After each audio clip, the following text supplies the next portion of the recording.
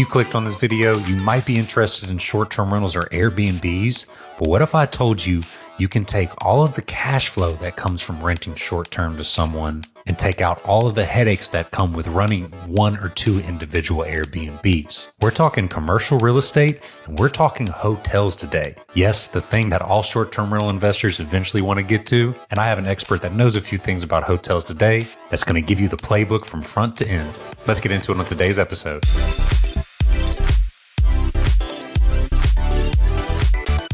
Hey everyone, welcome back to another episode of BiggerStays. My name is Garrett Brown. I'm the resident BiggerPockets STR expert and a short-term rental investor from Houston, Texas. And today we have another expert in the field on, but it's something a little different that we're doing today. We're not talking only short-term rentals. We're talking what I call the next gateway drug after short-term rentals, which is basically boutique hotels and hotels all around. And we have an expert in the field, Sujay Mehta. Welcome to the show. Hey, Garrett. I'm so excited to be here today, man. It's a pleasure to chop it up with you. Yeah, likewise. You've put out a ton of great content in the hotel commercial real estate space. And I think that is like one of the biggest opportunities for anybody out there to build real long-term wealth, especially if you have a little familiarity with short-term rentals. I feel like short-term rentals are just real estate mixed with hospitality business, and hotels are the best advancement into that. So how did you even get started into hotels? Because I was reading that you were in medicine before. So how did you get down here? Yeah, no, I think you nailed it, right? Like it's been such a well-kept secret. And part of the reason why is because when you look at commercial real estate in general, people are just looking for passive income. And historically, like you go back 20 years, 15 years, you don't go to college to learn like real estate, right? Like that wasn't a profession. It was something that you did when you had a ton of cash. You go buy something passively at a 6 cap, let it cash flow, and it's mailbox money for you yourself, right? And then there were a group of people that specialized but those were the big firms and all that stuff, right? Just in general in real estate, it was a difficult industry to tap into.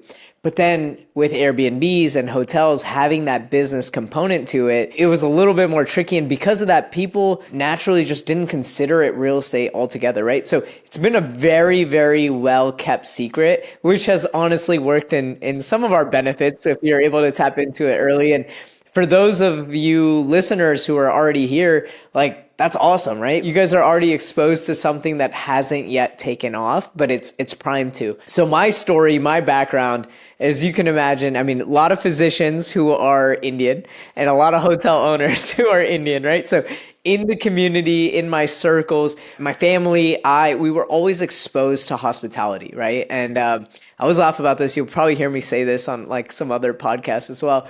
But I would say the Patel cartels, like they owned all the hotels, right? And I say that jokingly because I'm not a Patel, but my wife actually was previously before we got married. Not the hotel type, but still same last name, right? And so just in our culture, a lot of people that had immigrated from India bought these like motels, hotels, just properties off the highway, ran them. They were the cleaners, they were the front desk people. And so our community was like exposed to it from the very beginning. I fought it. I was like, I don't want to be just one of those people. Like I always wanted to do things that were different. And then, my parents were pushing me to go into medicine. And I enjoyed science. Like I was good at science. I enjoyed it. Went to school, graduated from Ohio State with a neuroscience major. I've been like published in like research journals and all that stuff, right? So I did all the prereq stuff to get into med school. And then it's a marathon. For those of you who are familiar with the journey, it's, 4 years undergrad, 4 years med school, residency, fellowship, and then finally you can earn your living and have a life, right? And so I was like, I want to take a 2-year break, go to India for a couple years and study philosophy. And really, like I call this, it was a life-oriented education rather than a bread-oriented education. And it was solely for me. I'm very careful about making sure I don't use that experience for any type of like material gain. So even when I talk about it on things like this, like, I don't use that to further myself in my career, because it was truly a life-oriented education, teaching me how to become a better person, what values are truly like the real currency of life. And those are the things that we studied. And so we lived very simply, no internet, no phone, no computers, no laptops, no AC. So we lived very modestly. And when you live like that, you have a lot of time to think and understand and tap in with your consciousness. And while going through that process, I realized I didn't want to do this journey of this marathon of medicine. I wanted to come back and make an impact in society. And one of the ways that I saw that was I came back. I live in Ohio. Ohio is one of the opioid epidemics, like the center of it, where the epidemic was. And so we opened up some addiction rehab facilities here. That was going to be my entrepreneurial path. But one thing I realized was, though this was my business, I never really had control, right? And what I mean by that is I was dependent on the insurance company to pay us back, right? Because we were a new business, insurance company had an audit that they would just do randomly, and it was a manual audit. So that means that, when we apply for reimbursements, it doesn't just go through a computer and approve it if like these boxes are checked, but someone's like physically checking all the paperwork, making sure the doctors have signed all the right paperwork. And as you can imagine, when you're prescribing some controlled substances, there's a lot of signatures that are needed, a lot of checks and balances. So like if the doctor misses one initial, like boom, that reimbursing gets kicked back, and then it's another 6-month process. And so we started lagging like 9 months in our payments, and we had accounts receivable. And so now I have these, physicians on payroll. I have, my staff on payroll. We have operating costs, and all of our money is backlogged, right? And I'm like, this is so frustrating. Then on top of that, Republicans to Democrats, Democrats to Republicans, whenever the party changes, reimbursement rates change, right? Like government funding changes, all that stuff. And it was just very difficult to project what our business income was going to be even in the next like 2 quarters, right? And I started to realize, like, though this is mine, I don't have any control over it, right? And so I decided then that, I want to start dabbling my feet into real estate. The first project I ever did was a construction project. I don't recommend it. We found this amazing piece of land, and I'm like, this would be a great site for a hotel. And so I started developing this like 1.5 acre parcel into an 84 key hotel, and lots of learning curves, as you can imagine. I was young and just, my imagination went wild, and I was like, I could do it. Shoot, and I always had the belief, like, even Michael Jordan, like, he has 2 arms, 2 legs. Yeah, he could jump, but like, I could teach myself how to jump. I got 2 legs, right? So it's like, I always believed that I could do anything that I put my mind to, right? I always believed it was like a mindset thing. Yeah, like, like height, like weight, all that stuff matters, but there's always a way, right? And so I saw this piece of land. I'm like, shoot, let's do it. Let's get after it. And a lot of learning lessons, a lot of expensive learning lessons. But with all that being said, that property absolutely crushes it today. I mean, we've been profitable since we opened, and it was a great project. But if I were to do it again, I think there's a lot of things that I would change about that process. So, that's kind of like my journey in short, quick couple minutes. It's just, shed light on how I fell into this.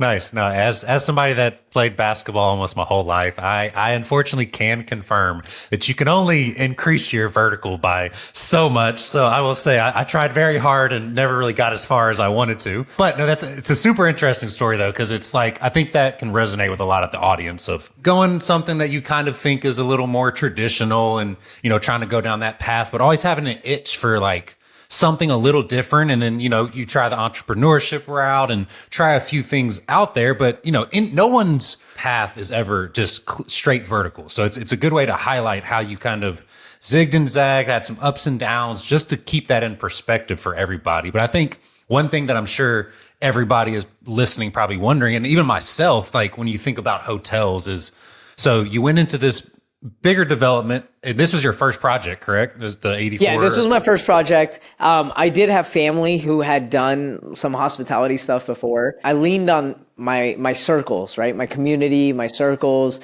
I had people that were guiding me, though they weren't like paid coaches or something like that. I had like advisors that I could lean on that can help and coach. What about commercial real estate drew you in more than maybe traditional multifamily real estate, or, even like a couple Airbnbs, or like, what was it about like the commercial real estate aspect that like got you excited to develop this deal, which we'll get into like, the nitty gritty of all that shortly. But I love to, kind of hear your thoughts as to why that niche kind of drew you in. So a couple things. Like one, I thought I was just going to be a real estate developer, right? When I started, I didn't really know that I would be involved in the operations. I didn't really want to be honest. I wanted to be like solely on the real estate side. It's like, let's buy some land, let's develop it, let's get really good at this, let's flip it, make a couple $1,000,000 and move on. I say that easily, but young kid in me is like, we make a couple $1,000,000, let's go. So that was the original plan is, like, let's just develop this thing and flip it to an operator and then just churn and turn. And then the difficult thing with multifamily was just from like a cash flow perspective. So I always say like commercial real estate in general, it wasn't meant to be like a business, right? It's meant to park money and create passive income, and you have brick and mortar security, all that stuff. If you're looking for cash flow, there's a lot of other business that you can get into which doesn't have such a large barrier to entry, right? Because you're not buying all the walls and the roofs and all this other stuff. You buy an operating business and you have cash flow, like, right? Move on. But the problem with that is you don't have the security side. There's no brick and mortar that protects your downside. And so that's what you get with real estate. Now, hotels is the best of both, right? You have the real estate component and you also have the business, right? And so now all of a sudden it becomes a business. It becomes a cash flowing asset, something that you can just, absolutely crank if you're able to like put in those efficiencies and all that other stuff. I own multifamily, we're doing the business with multifamily, but the only way you could do that really is like value add, right? You have to do some sort of reno, get rent up, X, Y, and Z. And that's really the game. But when you exit, again, now you're exiting to somebody who just wants to park their cash, right? And so you can't play it both ways. Whereas with hotels, you can. And so that's what drew me to hospitality.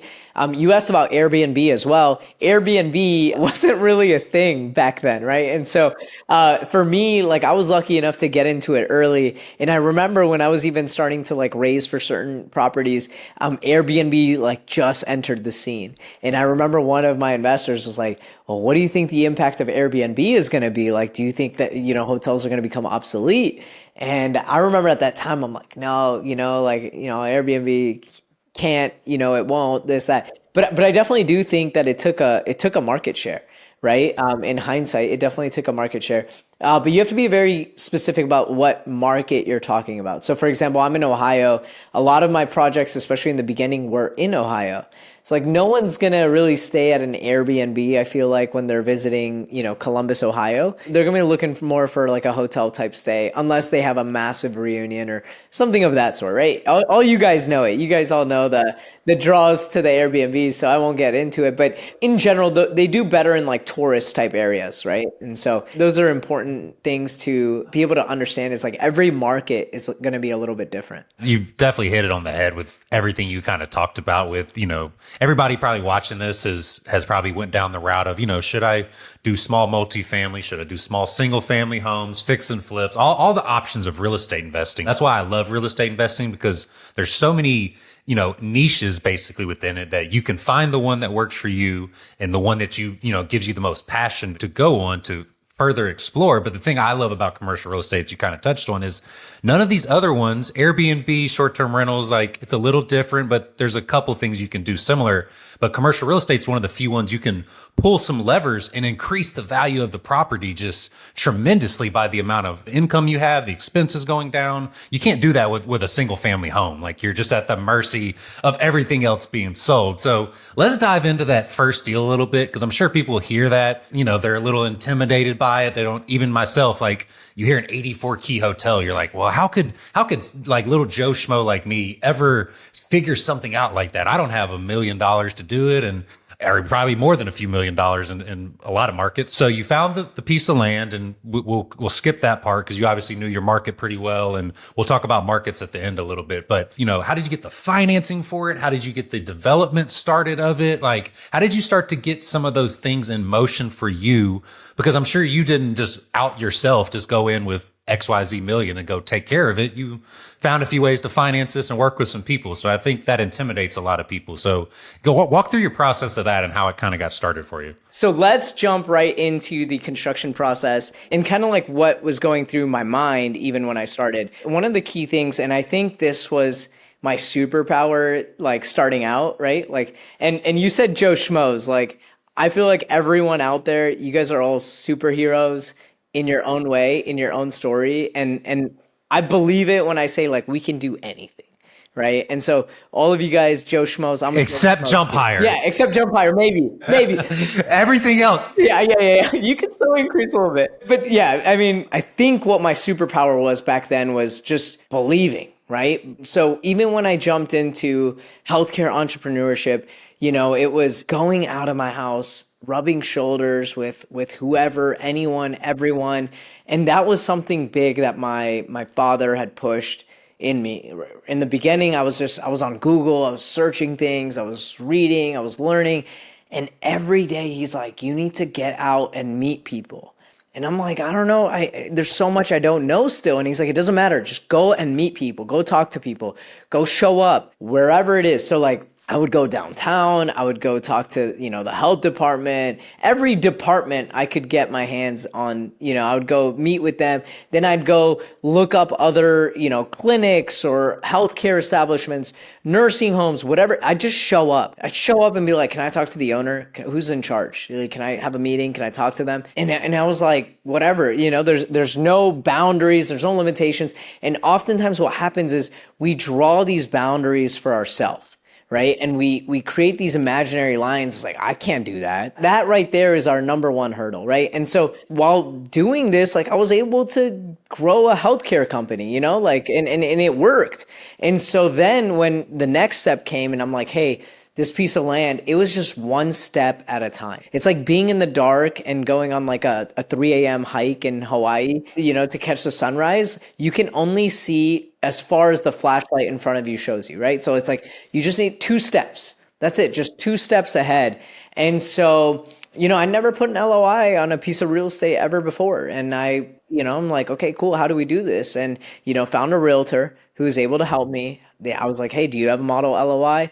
Cool, let's go through it together. What do each one of these things mean? And we just broke it down, right? Very systematic. It's like, okay, cool. What happens when I submit this LOI? Oh, it's non-binding? Great, cool. Well, let's do it, and then we'll figure out the next step. So put an LOI. You know, again, this is where I'm like, expensive lessons. What is an LOI? Because I know, and obviously you definitely know, but some of these people listening may not. So just briefly go into that and then we keep going, because I'm sure they're like, LOI, what is that? Yeah. So, and we'll talk about this a little bit too. I think it's important too, the difference between residential real estate and commercial real estate. So when we're working in the residential world and you're buying a short-term rental or an Airbnb, what you do is it's a purchase sale agreement, right? You jump straight into the purchase sale agreement. So that contract that we talk about is like, oh, I have this house under contract, right? That contract is actually a purchase and sale agreement. You're the purchaser, someone is selling it, so purchase and sell, and that's your agreement between the two parties, right? What happens in commercial real estate is the purchase and sale agreement is not a template necessarily,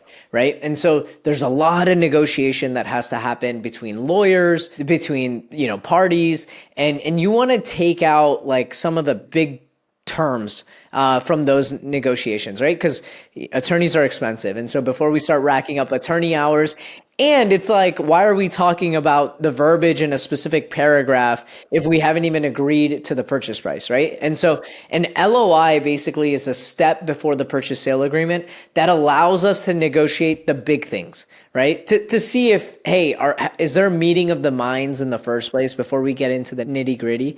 And so typically on a purchase sale agreement, you'll negotiate what the deposit is, right? The earnest money deposit. You'll negotiate what the purchase amount is going to be. If there's any kind of like seller finance or creative finance, you'll negotiate that kind of stuff. Then your timeline is the big thing, right? And then like closing terms, like who's going to pay for what part of the closing. Unlike residential real estate, which is pretty standard, everything is negotiable in commercial real estate, right? And so if you can knock out these like main 5, 6, 7 items, then as you get into the purchase sale agreement and you're, the verbiage is just like small things here and there, which takes hours of time for the lawyers to go back and forth. You're not wasting your money. You're not wasting everyone's time. And you make sure that there's a deal to be done. So again, one step at a time. I went through the same exact process that for those of you who don't know, like, it's okay.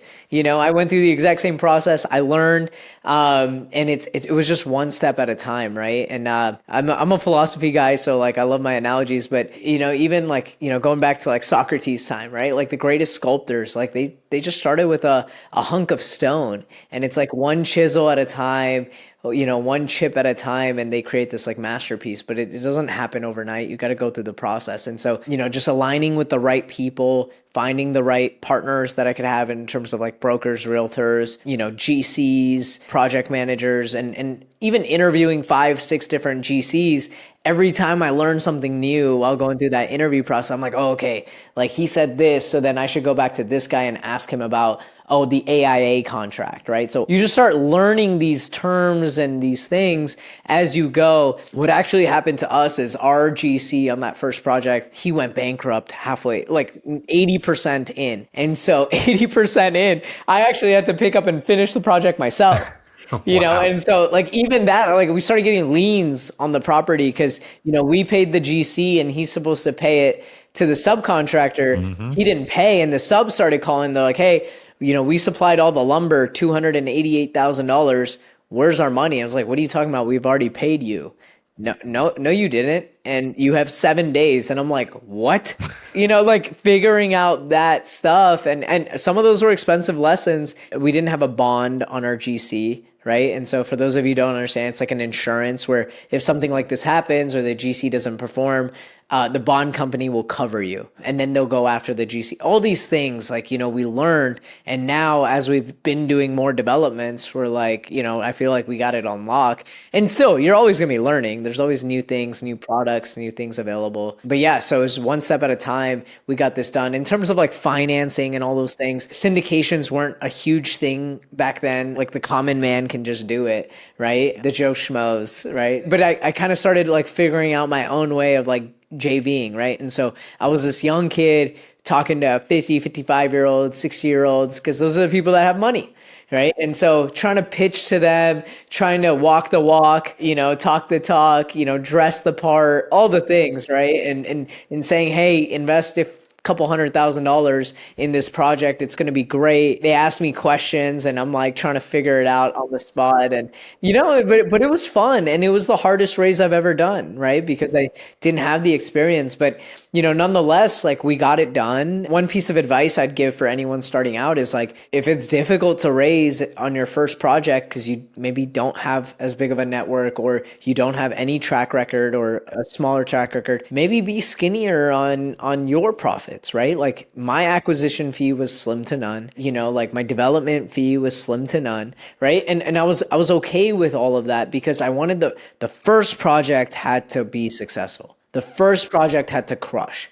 And if the first one crushes, it just becomes a hell of a lot easier after that, right? And so, and if the first one doesn't, then that might be the end of your story, like in the sense of like, like you lose a little bit of that trust and you lose a little bit of that ability to say like, oh, I've never lost on a project before and things like that. Right. And so it becomes a lot more difficult if your first one you don't crush. And so, I was very cognizant of like, I can't ask for the moon and the sun because I'm not BlackRock. I think all of those things kind of helped and that helped me kind of get that deal done. I have a ton of questions. You gave a ton of great insight into like, actually, one of my favorite philosophical quotes is closed mouths don't get fed. I don't know who said that, probably no one. Yeah. But you actually lived that because you were going to tell people what you wanted to do. You're going out and like people think that they'll have this idea and that like the money is just going to come to them or the people with it. And like, that's just not how the world and life works. And you were actively going out there telling people what you wanted to do,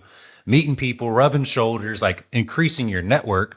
But at the same time, like you found a way to, I think that's what scares people is they don't have the experience, but you were able to, learn something each time and know that you didn't have all the answers and were able to, still have that confidence in you. So how did you find some of these, besides your network, were there other like ways you found some people to partner with you, or did you finance any other portion through like a traditional way, like an SBA loan or anything like that? How did you kind of wrap up all the capital you needed? Because it sounds like a pretty big project. Yeah, it was a big project. So at that time, the total project was about 7 million. Like everything was beating budget. We were gonna be sub 7, but then because of the issue we had with the GC, we went 7.3-ish.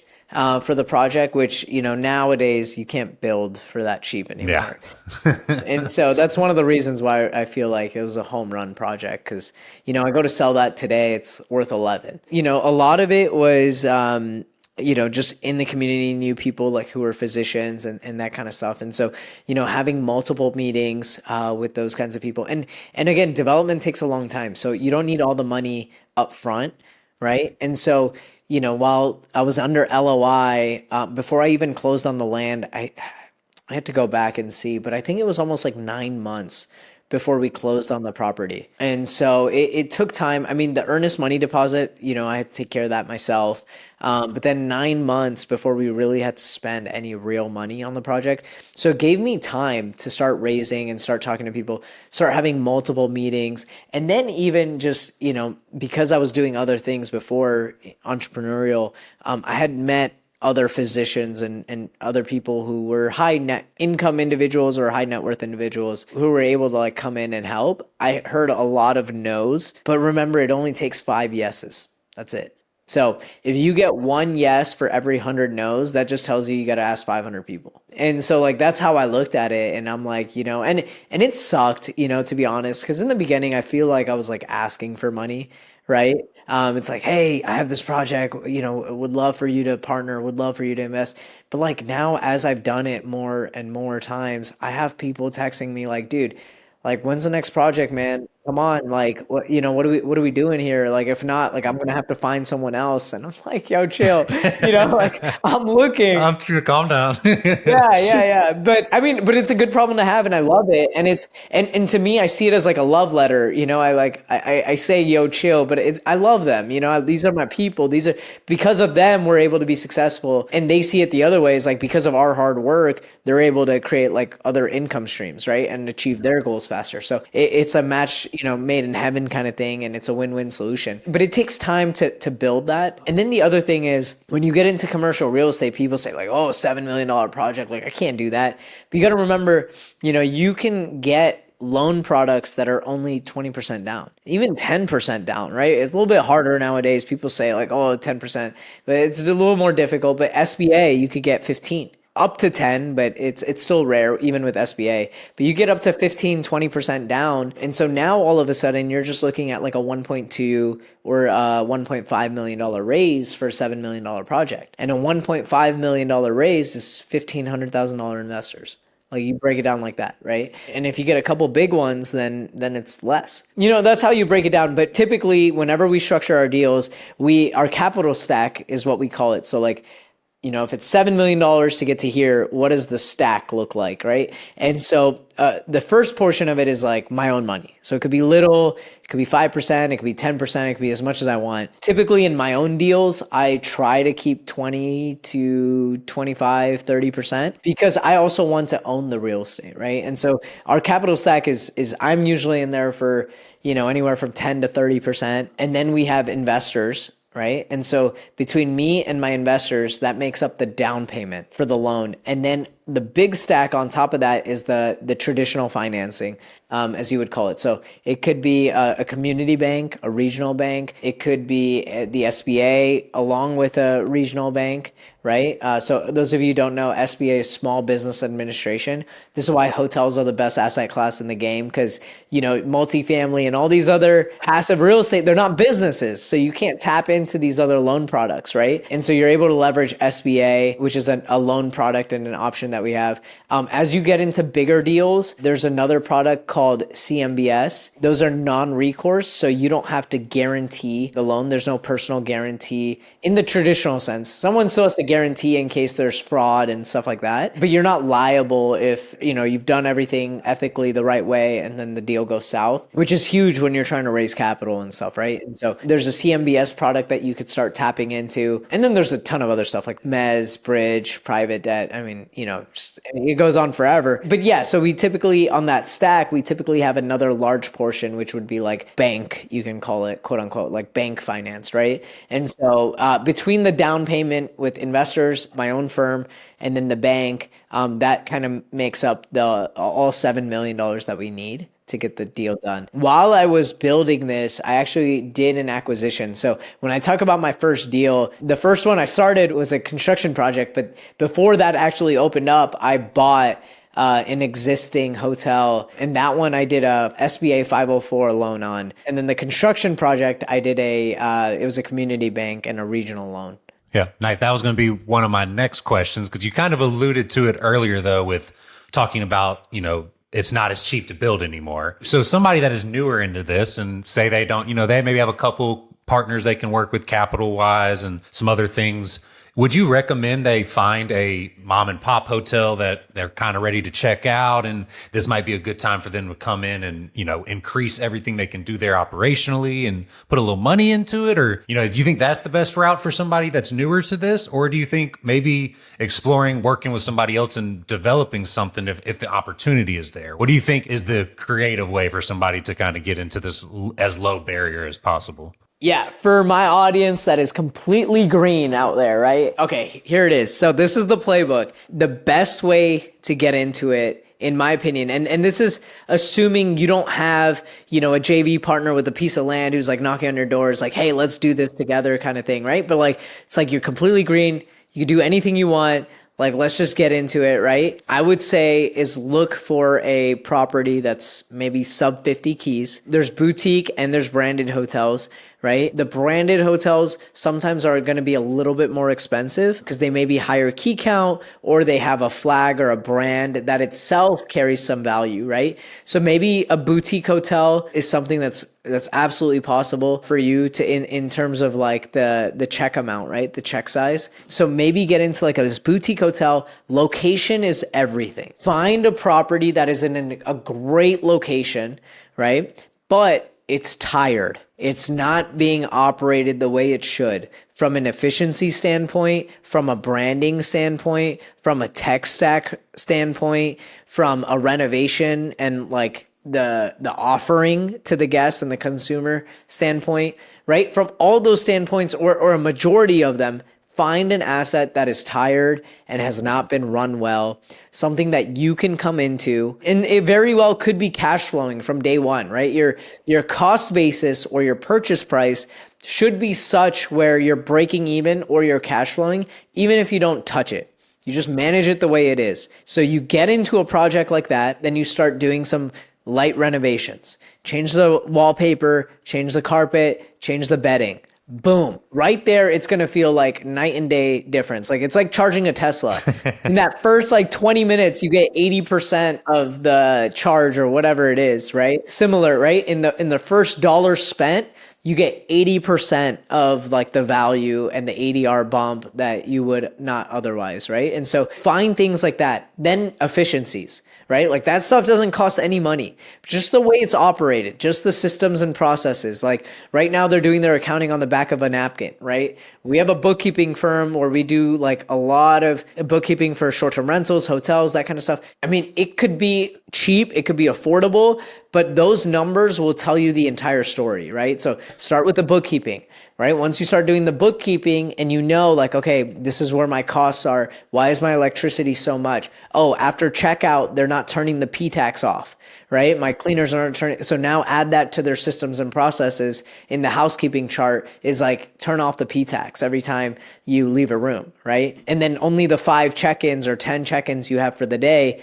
you set the temperatures a little bit higher, but at least the room is bearable when they check in, right? But those small things, now you start chipping, right? Like think of our stone, you start chipping away to create this like amazing property, right? And then, most of you guys have like heard of like the Burr method. You can do all that stuff, right? And so, you get it there, you get it right, you let it cash flow for a little bit, you can refinance, pull out capital, and then churn and turn, right? Or you can keep it and let it cash flow, which is what I did.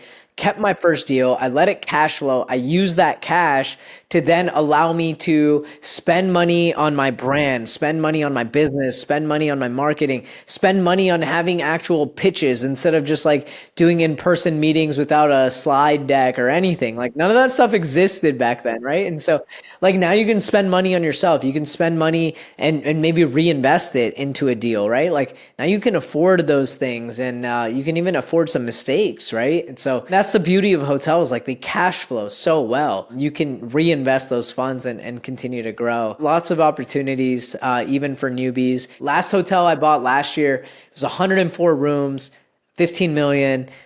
Great property, great location, only 8 years old. It was an acquisition. But 2 months ago, I bought a $1.5 million property that's 15 keys, and we're going to put like 750 in reno and add 10 more keys and bump ADR up like $50-$60, and we're going to absolutely crush it, And so like, it doesn't have to be, oh, I can't afford a $15 million property, so I don't want to get into it, right? There's lots of ways to do it. And you just got to look at like what's in your arsenal, right? Like what resources do you have, which ones you don't, and how can I solve for the ones that I don't, right? That definitely is a rock solid playbook for anybody that has been kind of curious about this, because you get the itch of it from Airbnbs. You're like, oh, I had a hot tub and now I'm making more money, and they obviously don't get sold at the same type of valuation as commercial real estate. But all the things you're talking about is like, that is going to be life changing wealth for you by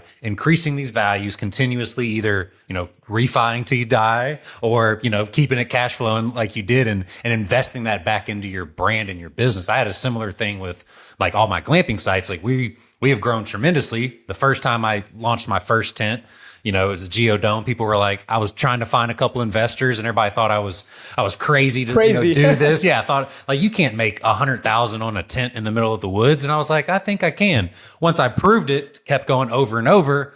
Now I'm in the same situation. I've increased the income. I have investors like ready to partner with me now because I have the proof of concept. But it just took time, and I had my licks and I lost some money here and there, but I kept reinvesting back into the brand, and it has grown tremendously. And that's why I like to talk about commercial real estate so much in this channel, because I think it's like one of the big keys for people like stepping out of, the rat race, whether it's, their 9 to 5 or even like 1 or 2 short-term rentals, which I'm the short-term rental guy. And I still think that's, you're getting into a business when you're doing a few short-term rentals. So you might as well take it the full route and go all the way commercial. So hitting onto that point, like we'll kind of get to the end of it, is if somebody has, 2 or 3 short-term rentals or something, and they're really wanting to take that next step into getting into like a boutique hotel, maybe something similar to the 15 key one you're talking about, how can they find some of these deals? And is there any like big piece of advice you could give them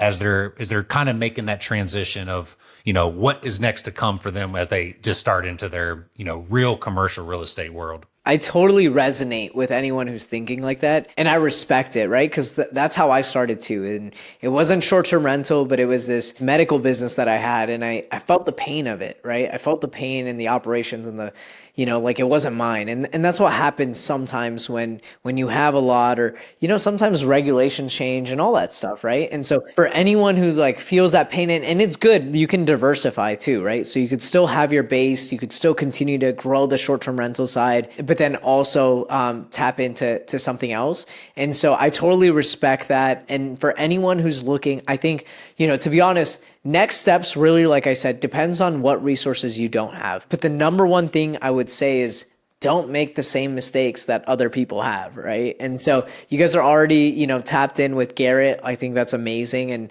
such a good mentor for so many people. And this platform is amazing because it's shedding light, but continue to surround yourself with people who have done the thing that you want to get to, right? So whether it's like raising capital, whether it's deal flow, whatever it is. And the way our world works now is before we used to just say this is like the law of attractions. Kind of just came up with this right now, but law of attraction. So like you think something and it comes, but how many times in our life do we think something and then our Instagram algorithm like throws it in our face? Yeah. If that's not proof to the law of attractions, like I don't know what is, you know? Law of attractions, like start speaking about what you want to do. Start telling the people, and if you don't have to be vocal on social media and tell the world on social media, but like when you're at a wedding, when you're hanging out with friends, like let people know what you're trying to do. You do not know who the person that you're in the elevator with has just connected with and who they can, put you in touch with, who will help you get there, right? You just don't know unless you put it out there, right? And so I think number one, like surround yourself with people who have gotten there. And then number two is start. So many times I have people and they're like, oh, but like, where do you find hotel deals? And I just start laughing. I'm like, man, that just means you haven't looked. Because if you go onto Google and you search hotel deals near me, you're going to get a list of brokers, a list of brokerages, a list of properties. Half of them might be trash, but that's okay. At least now you're getting in the circles, right? Like now you can start calling people and, once you talk to XYZ broker who has a crappy deal that's listed for the last 5 years and hasn't been sold, he'll be like, okay, cool. Mr. Joe, like what else do you want? What kind of property are you looking for? Let me go help you, right? So now you have all these people that are working for you for free that are you only pay them if they help you get a deal, right? And so start taking that step, get your flashlight out, illuminate the next 2 steps in front of you. When you take those next 2 steps, automatically the next 2 steps will come into light. And you'll understand where to go. And nowadays, man, when I started, I had no resources. I just had people that I wasn't paying to help me that like, I'm like, help me, advise me, do this, that, whatever. And they would help me, but it wasn't like they didn't have skin in the game, And so nowadays there's so many people that will help. Right. And are offering like coaching or offering, tidbits on Instagram or whatever it is. Or there's great podcasts that you can tap into and learn. And so, just like utilize your resources that you have. And then just when you find a deal, underwrite them. And when you start underwriting and start doing math, you'll understand what you don't know. And when a good deal comes, you'll know to jump on it because you've practiced enough, right? You've gone through it enough times. So I think it was similar to you, Garrett, too, right? Like your first deal, like you're probably like, I know this will work because, you looked. It's not like it's a first. Repetitions. Yeah, it's everything. That's amazing advice because it's so true. Like people get so intimidated. You can get so much analysis paralysis. Sometimes you just have to start really penciling out deals. And that's how you learn. And you really can start analyzing things quicker when you get those repetitions, like you mentioned. You see some crappy deals and you're like, oh, that's not going to work. But if you don't analyze it and figure out why it doesn't work, when the deal that actually will work comes to you, you're not going to be able to move on it quick enough, or you're going to be blinded by something that may be like a big opportunity for you. So you hit it on the head and surrounding yourself with the right people, which, where can people reach out to you and learn more about everything you do? And if they want to tap in to really, go bigger on the hotel side, where can they find you? Yeah, I love it.